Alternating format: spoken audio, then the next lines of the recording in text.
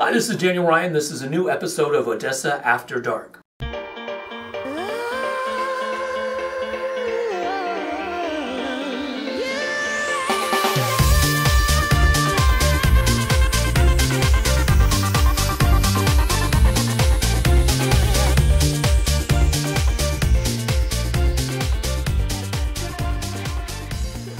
I'm here at the High Plains apartment where we start our story of the unsolved murder of Ray Sauceda Jr. He drove into a white pickup truck here in front of Building 2 on the night of October 15th, 2008.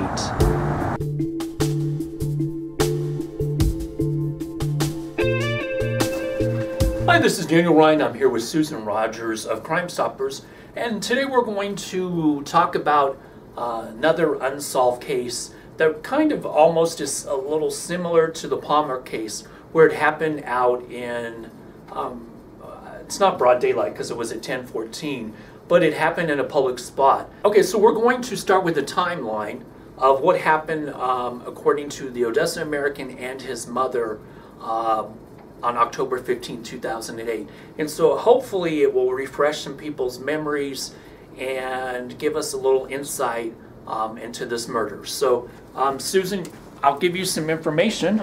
Okay. And so, he was 25 years old.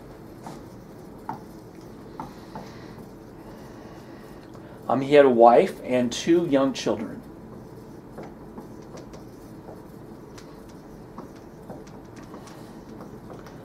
He worked as a mechanic.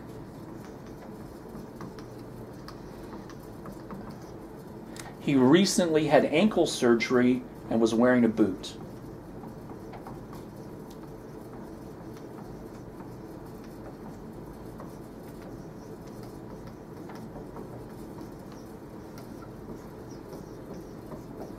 Okay, according to his mom, he had spent most of that day at his Aunt Susan's house.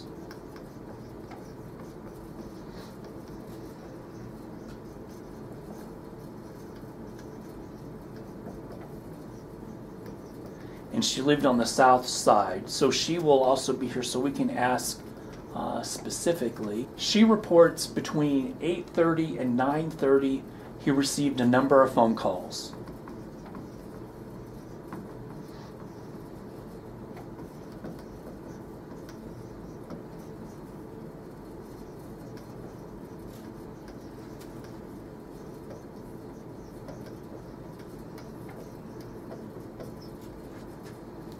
She last talks to him on the phone for 2 minutes from between 9:52 and 9:54, according to the Odessa American.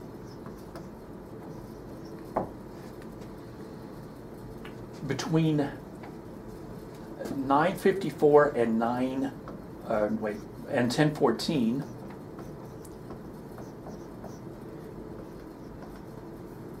he's at the South Plain Apartments, where, according to witnesses, he shot 3 times.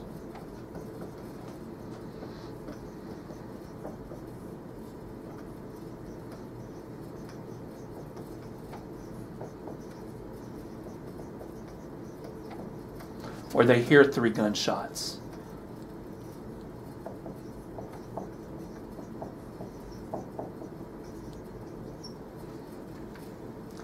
The police arrive at 10:14.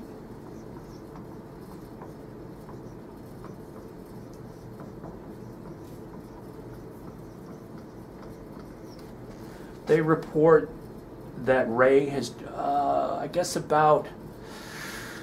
probably about 10:13. So what has happened is about 10:13, 10:10, he's driven from he gets into his car and drives into a Halliburton truck. Okay. 10:13 to what? To probably 10:14.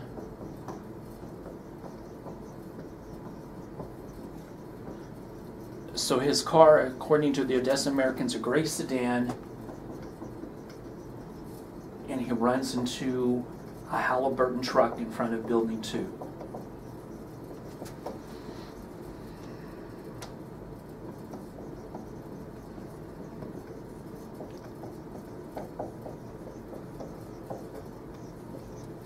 At 10:45, the police wrap His off vehicle was a gray what? gray sedan. Police were on the scene So- at 10:14? Yes.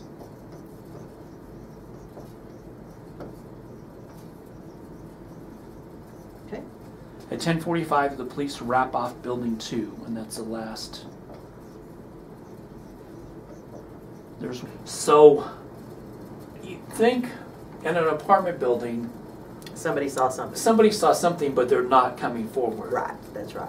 And you know, one of the things is, you may now, having looked at this timeline and listened to all this, you may realize that you actually did see something that that may be part of the case. And in that case, we need you to make a phone call to us. You know, a lot of times it's those little tips like that, those little pieces of information that can get law enforcement headed in a direction they need to go. Well, because it would take some really credible tips to continue this search, because right now, It's cold. right, Yeah. it's and so okay, so there's a few things that baffle me. That okay, since this in 2008 we were at a high. Mm-hmm. Oil was a high. There was a lot of people. Then we went through 2 or 3 years of a slump, and we're back up. So in 10 years, especially in an apartment, I would imagine either the people who know what happened are either in jail or they've moved away. Okay. And so if you see this video and you live somewhere else or know other people who used to live here, I would share it definitely with them, because I mean, if you knew what happened in the shooting, Yeah, you would. we've talked about it before. Out of sight, out of mind. You Right. know, if you knew what happened then and you didn't want to come forward and it hasn't been put out in front of your face since then you're not concerned with it now because you don't have to think about it. So please do share. Share this as wide and far as you can. Like Daniel is saying, there's no telling where witnesses could be, where innocent bystanders were that could have seen something. You know, where the players are that are involved in this, because this was a husband. He was a young man. He's a wife. He's got a wife. He's got 2 children. That he's got family members, and they want to know what happened to him.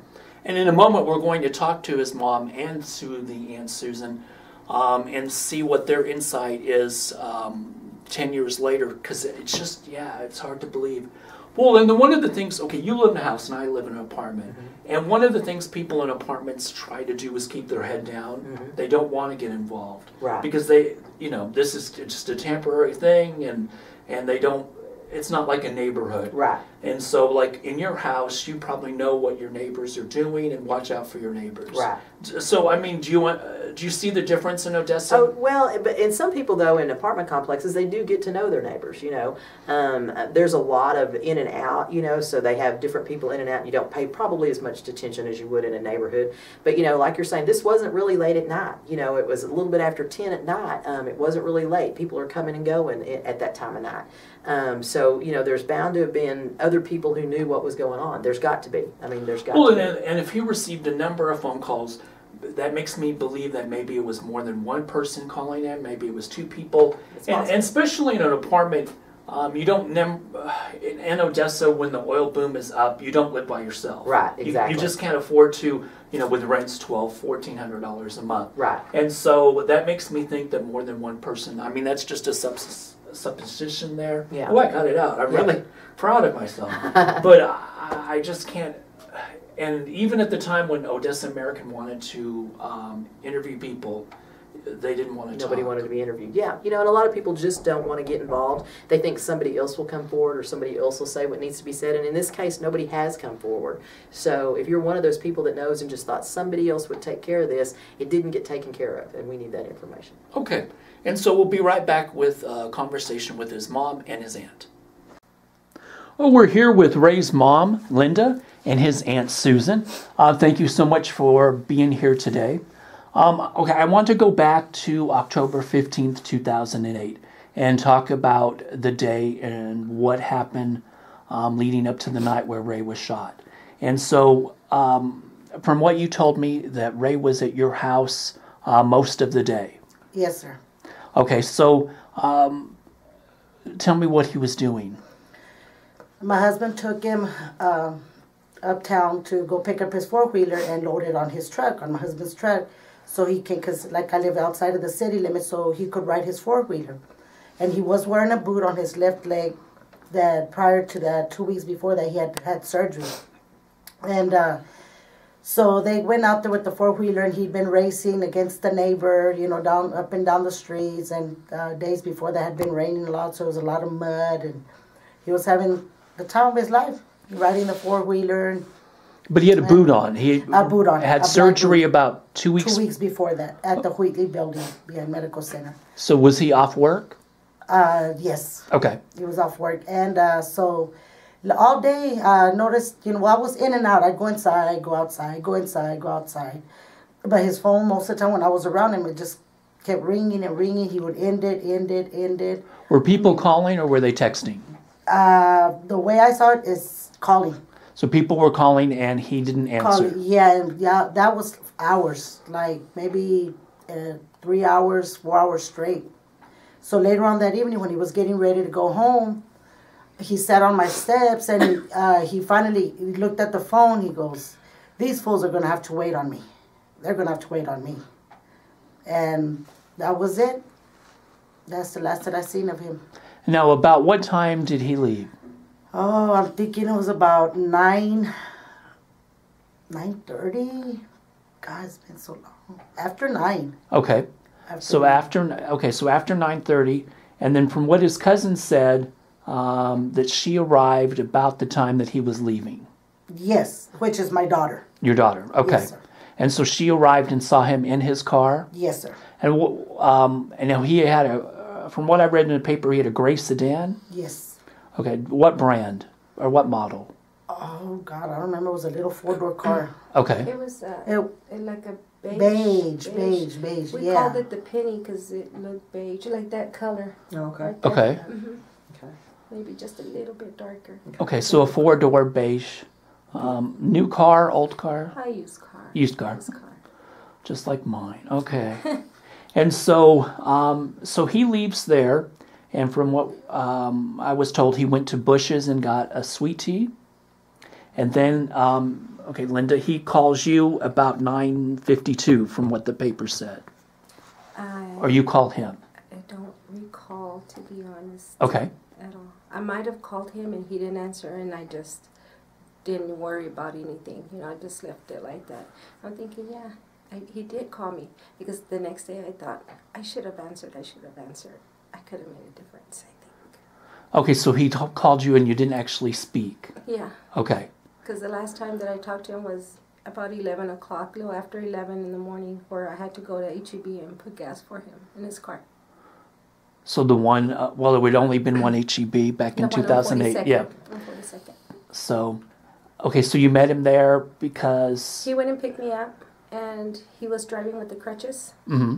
And I went, and I got off, and I pumped the gas in his car, and then he went and dropped me off, and he left. So he said he was going to my sister's house, and I thought, okay, that's good. Now, when he left you, did you know where he was going? He said he was going home. Okay. Because I hadn't even told him, I know, y'all are having a little confrontation or whatever's going on between you and Sarah, which is the mother of his kids. I said, just don't argue anything, go home, take you a shower, clean up your boot. He goes, oh, no. He goes, Auntie, he goes, I'm not going to do none of that. I'm tired. I already had the time of my life today, up and down, mudding in the four-wheeler. And right before he left, that's when the mother of his babies dropped off my girls, and she took off. And one of my daughters was able to talk to him, and a few minutes after that, he left. So that it was interesting because it said in that was the same week as their anniversary. I think so. Okay. And it was crazy because we had been talking all evening. He goes, so tomorrow, Auntie, he goes, you get up early because my birthday's on the 16th. He goes, I'll take you out to eat wherever you'd like tomorrow. I'm going to go home. I'll get up early. We'll go have lunch. He's going to pick me and take me lunch. He goes, wherever you want to eat, but you got to promise me you're going to make me tacos and rice for dinner. I said, good thing. I mean, I was for it. So, except for somebody constantly calling, he didn't seem worried about anything because he was planning for the next day. He didn't look worried. He smiled like these fools got away with me. But it was just for hours. And so, When did you know that he had been shot? The next morning. And did someone call you? Or did you see it on the news?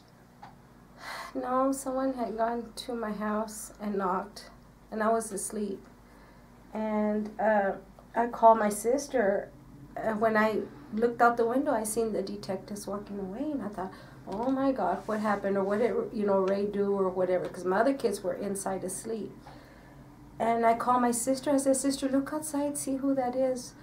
And then my sister then tells me that I have to go over there, because I guess they went to my sister's house. And so, okay.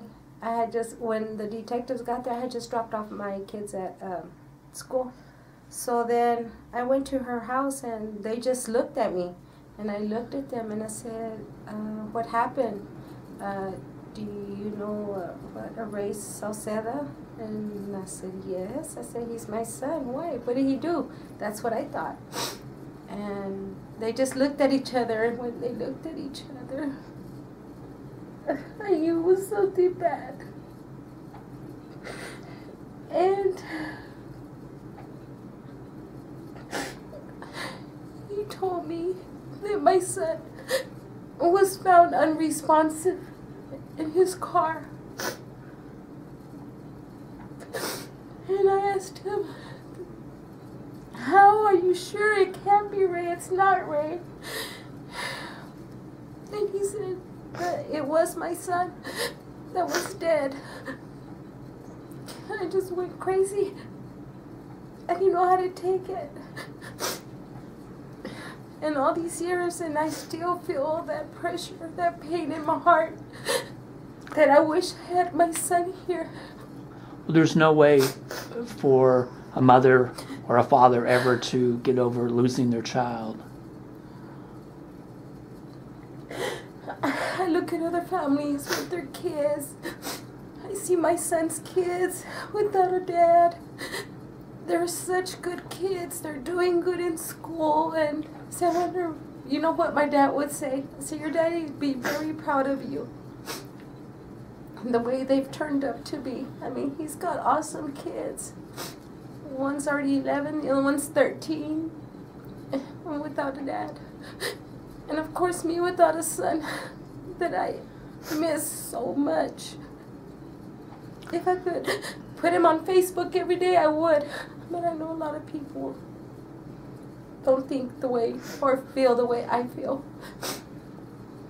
And I just don't believe that anyone has the right to take anyone's life for whatever matter.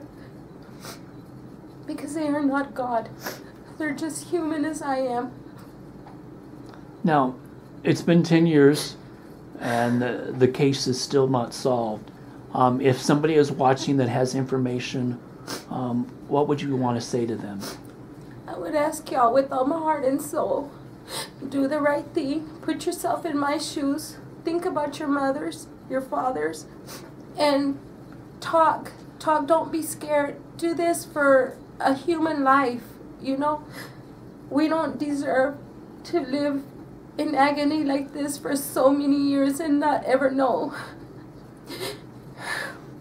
And so this concludes the story of Ray.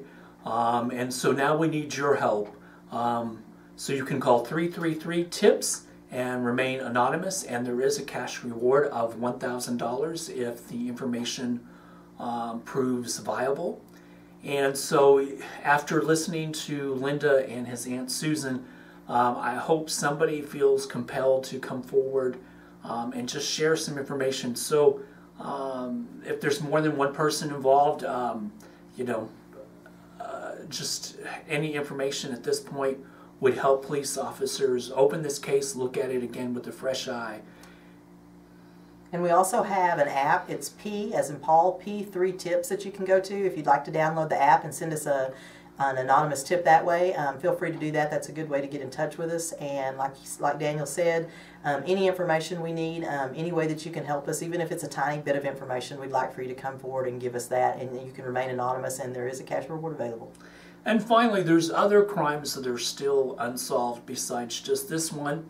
and Mr. Palmer that we talked about earlier in the year. And so please go to the Odessa Crime Stoppers website and look at some of the other unsolved cases there. And you also have like a case of the week that comes up, Yes. and there's missing persons there, and you have an auction going on. When does that end? It actually, we will draw for the winner on Thursday. On Thursday. So, okay, so the winner's already been drawn. Congratulations. But there'll be other things. So continue to follow that page and follow them on Facebook. And so thank you for watching Odessa After Dark. Have a good night.